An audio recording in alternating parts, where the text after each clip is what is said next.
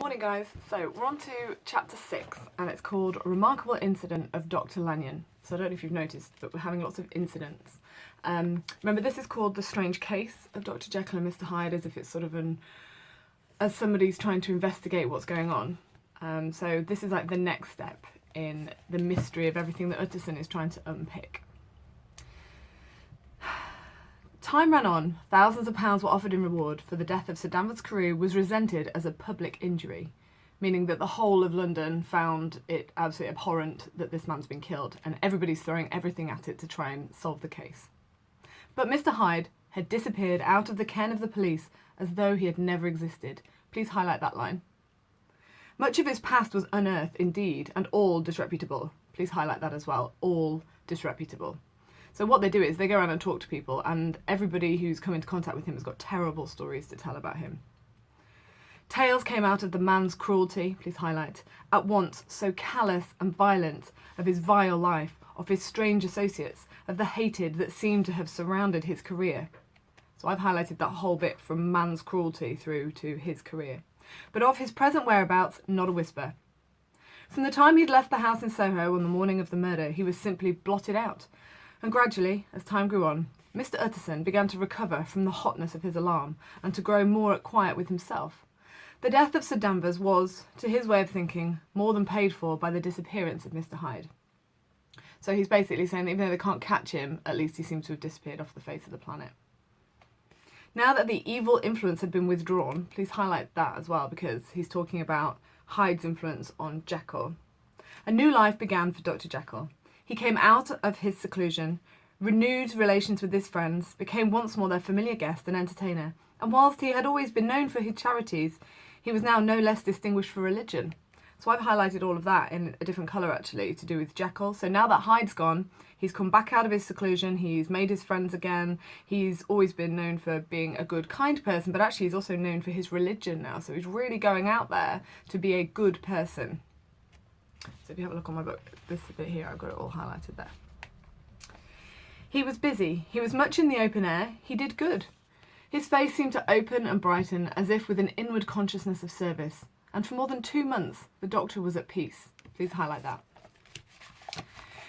On the 8th of January, Utterson had dined at the doctor's with a small party. Lanyon had been there, and the face of the host had looked from one to the other as in the old days when the trio were inseparable friends.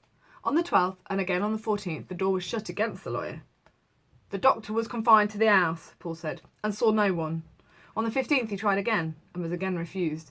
And having now been used for the last 2 months to see his friend almost daily, he found this return to solitude to weigh upon his spirits.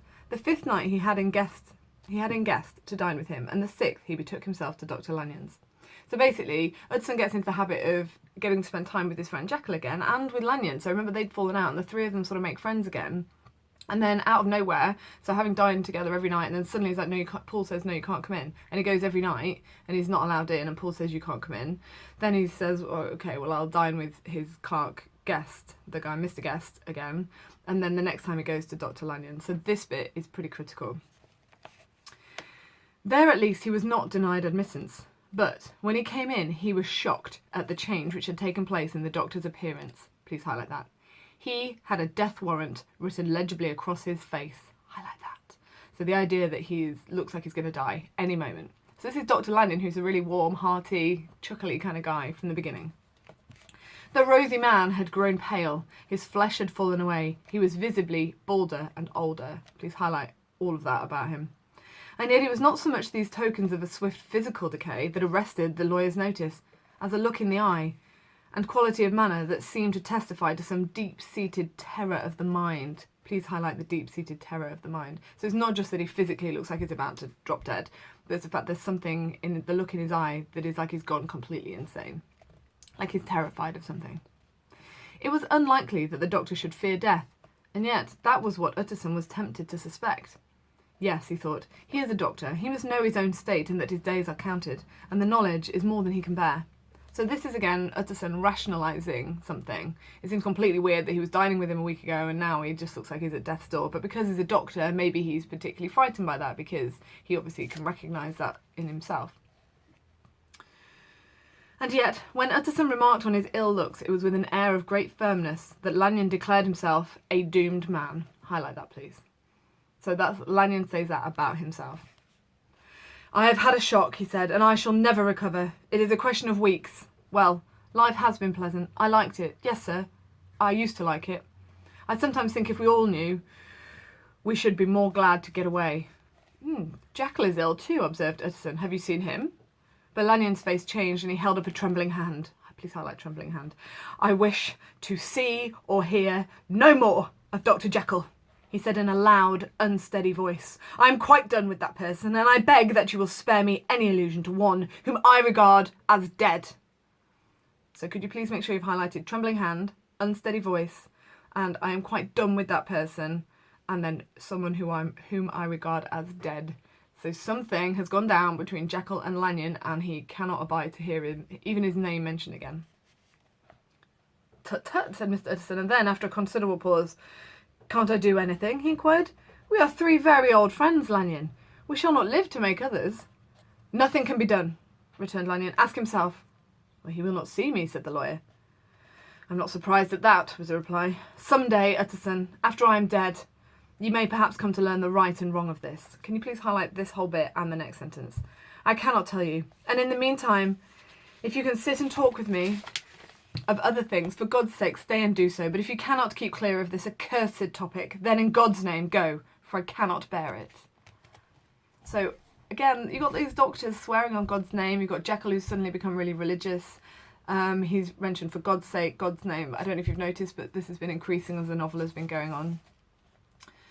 And this really shakes Utterson, this interaction with Lanyon. So it cuts to him at home. As soon as he got home, Utterson sat down and wrote to Jekyll, complaining of his exclusion from his house and asking the cause of this unhappy break with Lanyon. And the next day brought him a long answer, often very pathetically worded and sometimes darkly mysterious in drift. Can you please highlight pathetically worded and darkly mysterious in drift? So the letter he gets back from Jekyll explaining why he can't admit him seems rambling and weird and cryptic, and he can't understand it. The quarrel with Lanyon was incurable. I do not blame my old friend, Jekyll wrote, but I share his view that we must never meet. I mean from henceforth to lead a life of extreme seclusion, which I've highlighted. You must not be surprised, nor must you doubt my friendship if my door is often shut, even to you.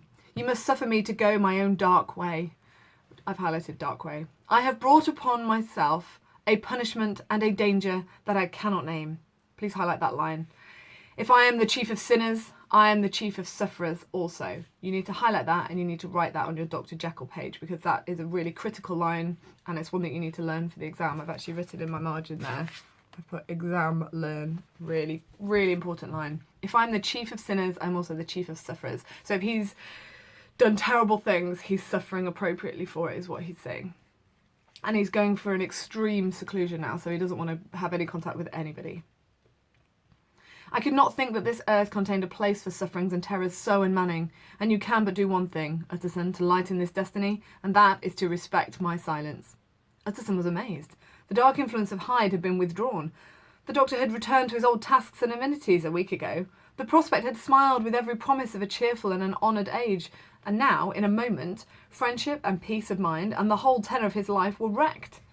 So great and unprepared a change pointed to madness. But in view of Lanyon's manner and words, there must lie for it some deeper ground. So Utterson is not just writing it off, that he's gone mad. There must be something more to it, because why would Lanyon be so affected by all of this? Please highlight this next line. A week afterwards, Dr. Lanyon took to his bed, and in something less than a fortnight, he was dead. Wow. That's classic Victorian Gothic novels for you. People often die in a sentence. So something has had such a terrible impact on Lanyon that he's died within a fortnight. The night after the funeral, at which he had been sadly affected, Utterson locked the door of his business room and, sitting there by the light of a melancholy candle, drew out and set before him an envelope, addressed by the hand and sealed with the seal of his dead friend. So this is a letter from Lanyon. It says, private, for the hands of J.G. Utterson alone, and in case of his predeceased to be destroyed unread. So if Utterson were to die before Lanyon, this letter was to be destroyed. So it was emphatically superscribed, and the lawyer dreaded to behold the contents. I have buried one friend today, he thought. What if this should cost me another? And then he condemned the fear as a disloyalty and broke the seal. Within there was another enclosure, likewise sealed, and marked upon the cover as not to be opened until the death or disappearance of Dr. Henry Jekyll. So please highlight that. So this is really cryptic. This is like a good old murder mystery story. So we don't really know what's going on. There's a letter within a letter. You're not allowed to open this until he's dead. You're not allowed to open that one until he's dead. All very complex. Utterson could not trust his eyes. Yes, it was disappearance here again. So when he said not to be open until the death or disappearance of Henry Jekyll there. Here again, as in the mad will, which he had long ago restored to its author, here again were the idea of a disappearance and the name of Henry Jekyll bracketed. But in the will, that idea had sprung from the sinister suggestion of the man Hyde. It was set there with a purpose all too plain and horrible. Written by the hand of Lanyon, what should that mean? So basically, when it was written in the will, it seemed to make sense that Hyde had forced Jekyll to do it so he could murder him and get his money. But he doesn't have any understanding why Lanyon would be referring to the disappearance of Henry Jekyll. That seems even stranger. I'm also getting really annoyed by whatever light it is that's on my eye over here. I've had to close the curtains because it's so sunny outside. Look, you can't see me at all. Like, wow, blinded. So I've no idea what that light... Oh, maybe it's gone now. Okay. Anyway, not to be open till the death or disappearance of Henry Jekyll.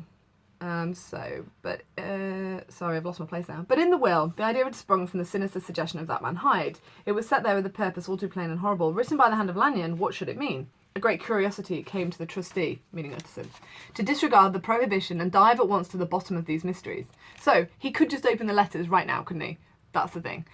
But Utterson, he's a man of his word and he does what he's told, so he doesn't open the letter. That's what this bit is for.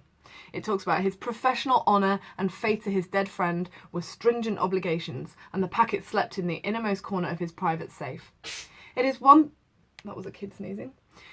It is one thing to mortify curiosity, another to conquer it, and it may be doubted if from that day forth Utterson desired the society of his surviving friend with the same eagerness. He thought of him kindly, but his thoughts were disquieted and fearful. I've highlighted those two words there. He went to call indeed, but he was